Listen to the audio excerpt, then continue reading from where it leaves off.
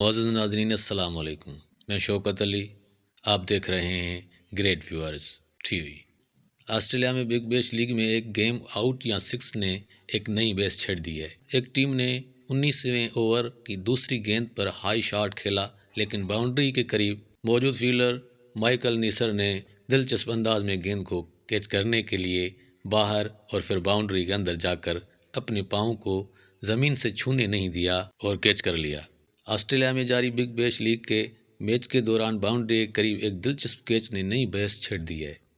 اتوار کو سڈنی سکسرز اور برسبین کے درمیان سنسنی خیز مقابلے کے دوران اس وقت دلچسپ صورتحال پیدا ہو گئی۔ 19ویں اوور کی دوسری گیند پر ایک اونچا شاٹ کھیلا، لیکن باؤنڈری کے قریب موجود فیلڈر مائیکل نیسر نے شاندار انداز میں گیند کو کیچ کرنے کے لیے باہر اور پھر باؤنڈری کے اندر جا کر اپنے پاؤں کو زمین سے چھونے نہیں دیا اور کیچ کر لیا۔ ناصر نے پہلے گیند کو باؤنڈری کے قریب کیچ کیا، لیکن انہیں خدشہ تھا کہ کہیں ان کا پاؤں باؤنڈری لائن سے ٹکرا جائے، اس لیے انہوں نے گیند کو ہوا میں اچھالا اور باؤنڈری لائن کے اندر چلے گئے، جہاں انہوں نے دوبارہ گیند کو کیچ کیا۔ اس کے بعد نائر واپس باؤنڈری لائن کے اندر آ گئے اور گیند کو ایک بار پھر تھام لیا۔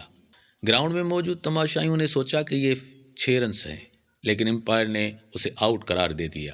ریشم کے آؤٹ ہونے بعد یہ میچ سکر کے ہاتھ سے ضرور نکل گیا، لیکن ناصر کی کچھ باتوں پر ایک نئی بحث چھڑ گئی ہے۔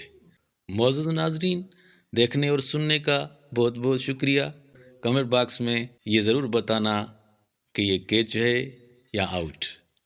جہاں بھی رہیں خوش رہیں، اپنا اور اپنوں کا خاص خیال رکھیں۔ Thank you so much.